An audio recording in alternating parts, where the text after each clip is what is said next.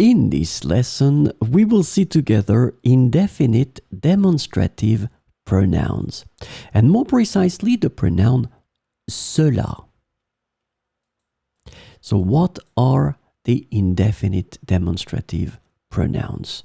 Well, we'll make it short, but then the two things that are important is that they are pronouns that point to something without specifying it precisely, and then the fact that they are not specified explicitly allows for a degree of ambiguity or generality. So this is the reason why you can hear them quite often.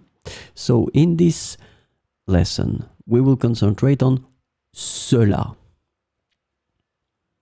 And the indefinite demonstrative pronoun cela can be translated in English into various ways in that, this, or it. And as you can see, this is the reason why we can hear it quite often. So we'll have four examples. Elle ne croit pas cela. Elle ne croit pas cela. Nous devons résoudre cela rapidement. Nous devons résoudre cela rapidement.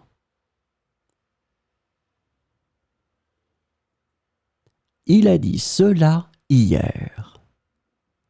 Il a dit cela hier.